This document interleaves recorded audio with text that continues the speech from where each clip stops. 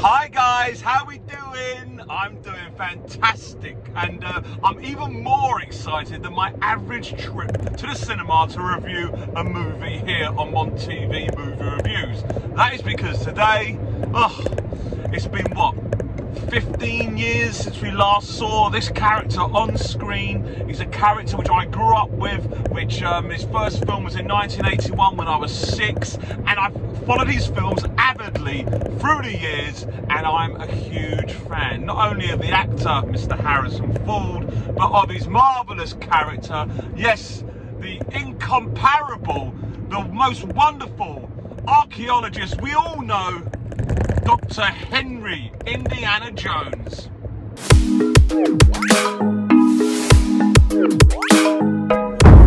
Yes, so Indy is finally back in the 5th instalment of this brilliant franchise, and the title is Indiana Jones and the Dial of Destiny.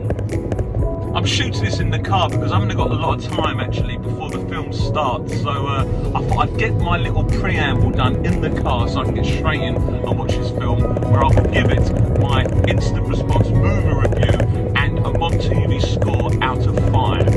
Like I say, these films mean so much to me. Raiders of the Lost Ark, obviously a bona fide absolute classic from 1981. I saw Temple of Doom from 1984 in the cinema, and basically after that just started dressing up as Indiana Jones. I remember getting my dad's leather jacket out, a hat, on my mum's little like bags and a whip, don't know where that come from, and just wanted to be this character and go on adventures.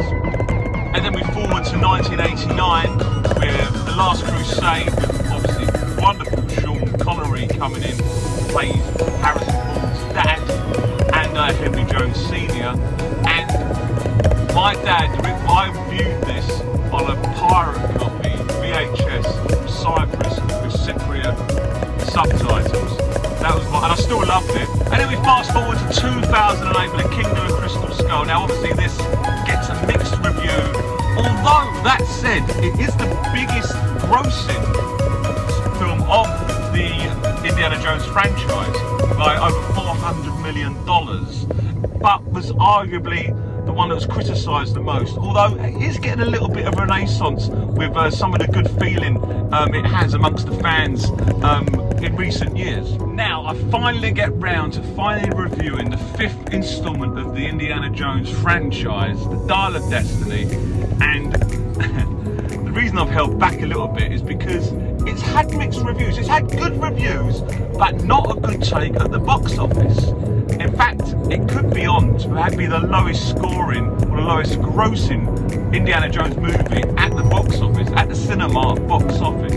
This is basically because it's cost over $300 million to make, and has taken $253 million worldwide. But regardless of that, I've got a funny feeling I'm going to absolutely love it, because I'm quite a generous movie reviewer. I'm a generous scorer when it comes to criticising or being a critic of movies. And obviously, when you see stuff like this on the big screen, I think it's going to hit home. So let's just take this as a little bit of a FANFEST day out to the cinema to see an old friend, Dr. Indiana Jones, on the big screen again with his hat and all the razzmatazz that goes with it. So I'll see you at the cinema. Alright, I made it to the cinema. That's right, film starts in 4 minutes, so let's get cracking and let's get out and do this instant response movie review.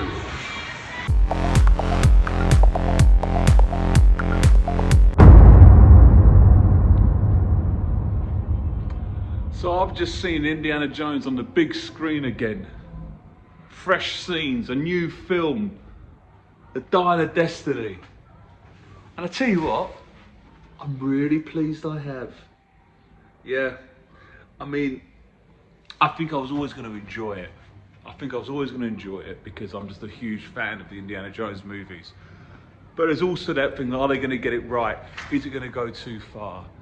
And I think they got it right. I mean, I'm going to be a little bit biased in my review maybe, you know, but I'm also going to be realistic as well. But I think they nailed the story. They nailed, it really felt like an Indiana Jones movie. Nostalgia there. The nostalgia hit all the right spots. You got a few nice cameos without giving too much away, some we know about. And it all starts, obviously this has been a much spoken about idea that they've actually had the CGI to take Harrison Ford, to take Indiana Jones at the beginning of the movie back to the end of World War II, to 1945. So we've got a young Indiana Jones for about 25 minutes, the opening is, with the Dial of Destiny, trying to chase that Dial of Destiny. They would trans forward to 1969, to where man has just landed on the moon in New York with the big ticker-taped celebrations, which are quite famous for when the astronauts achieved their goal. And Indiana is out of time. He's out of time. He's an old relic, as it were. But what is good, you get Phoebe Waller-Bridge, who I thought was brilliant. And the more I watched her, the more captivated I was by her. And I'll tell you something, they could carry on this series if without Harrison Ford, and possibly with her, a female heroine. She plays his goddaughter, who comes along and sort of inspires him to go on, more by accident, on this trail for the other half of the Dial of Destiny. And it's good to see, as the film goes on, you sort of see Harrison Ford, or Indiana Jones, sorry, they're so confusing, aren't they? They're the same people, really. You start to see he's still got his magic, he's still got his ways, but with the help of Phoebe Waller-Bridge, and with the help of another little sidekick called Teddy, who's quite captivating and sweet. Yeah, so that works well as well. And what we see happen is a fabulous adventure, a wonderful adventure. Now, I'm going to talk more in my car about this. So there's going to be with my drive time section, and there's going to be spoilers. So remember, when I get to my drive time section, there's going to be spoilers. I'm going to discuss some things about this. But I thought it was fantastic. I really enjoyed it. Now I've got to be careful with my scoring because I just keep giving everything 5 out of 5, and I feel like I want to, but I've got to be honest. I've got to keep it in check. Even though it was fantastic, and I personally really enjoyed it, on a personal level, it's 5. On a personal level, I'm so happy I've seen it. On a realistic level, I'll go on then. It's 4.5. Let's just give it 4.5, out of 5. Well, how much fun was that? It was amazing. Really good fun. Fantastic action movie. See, this is what you've got to remember about Indiana Jones movies. Obviously, they're inspired initially from those sort of famous B movies, those B movie adventure stories of like the 50s and 60s, you know, by Spielberg and by George Lucas. And so that is the undertone of and should be the undertone of all Indiana Jones movies. Their adventures, their action, their fun. Family viewing, but it also got that dark side to them as well. And there's a couple of spoilers here, right? Because I know some people aren't happy with how it's ended. This latest one, the Dial of Destiny. Now, they had the same problem with the Kingdom of the Crystal Skull, yeah? Which ended up, it was aliens. A lot of people didn't like that, it had gone too far. This one, this is spoiler alert, okay? This one, the Dial of Destiny, is a tool that Archimedes created, which supposedly can find time tangents, which you can travel, portholes, which you can travel back in time with. We don't know if you can go into the future, but you can certainly travel back in time with this special dial. And Indiana Jones ends up going back in time, and let's leave it there. Let's leave it there for the moment. Now, some people can't handle this. I thought it was great, and I thought it was beautiful. And the great thing about it is all Indiana Jones movies, they're all fantasy. They've always been like that. Every one of them has got like almost like a supernatural or a sort of like a biblical sense, a mythical story, something along those lines. Raiders of the Lost Ark, 1981. You had the Ark of the Covenant. At the end of it, you got flames flying out. You've got the skies opening up from God.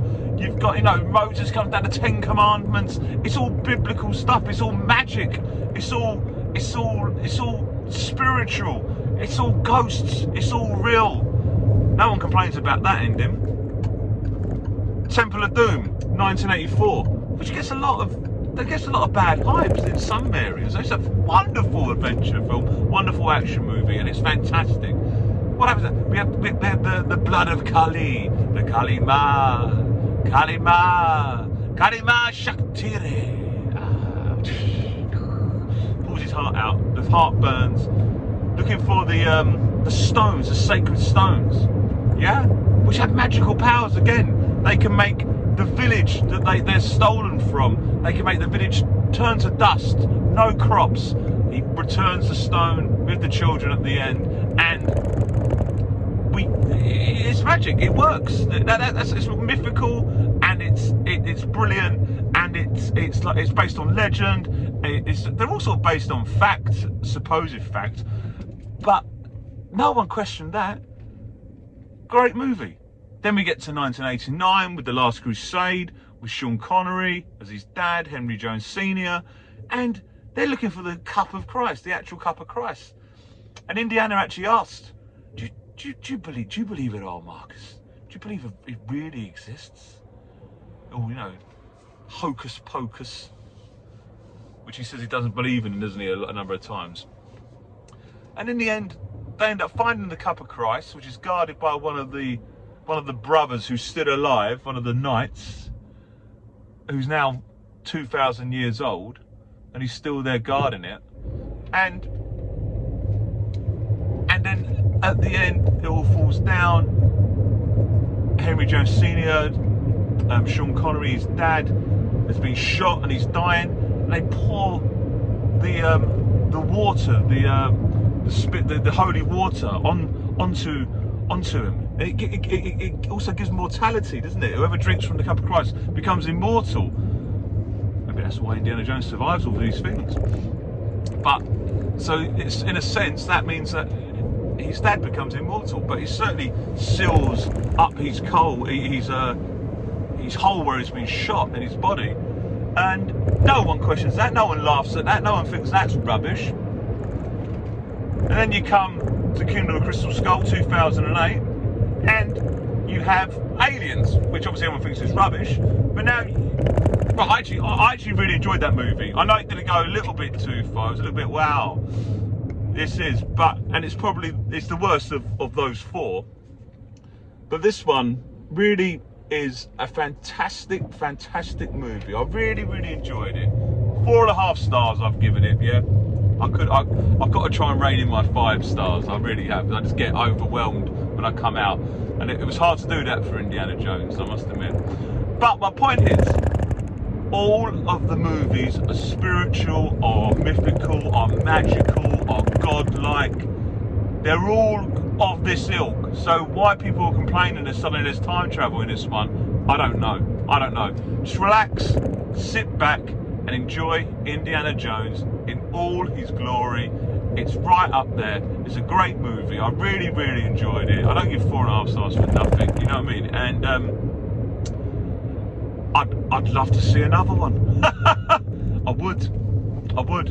Seeing Indiana on screen with that music, the greatest music. I mean, I did a Rocky special, Rocky Sylvester Stallone's Rocky, when they were in lockdown. We just came out, they were showing a lot of movies, sort of repeating old movies at the cinema, and they had Rocky, and I sort of said the Rocky franchise were my favourite movies of all time back then. Great music as well. They're there with Indiana Jones and all those movies, and again you got that great music, the wonderful music, spine-chilling music.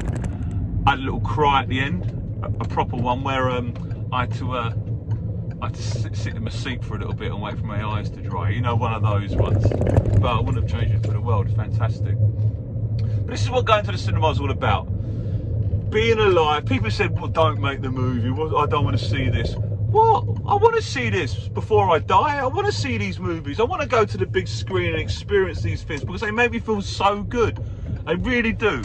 I love going to the cinema. I love watching these movies. I love watching all movies everywhere, you know, like it's a wonderful thing, but there's something special about seeing it on the big screen, especially about seeing characters that you love.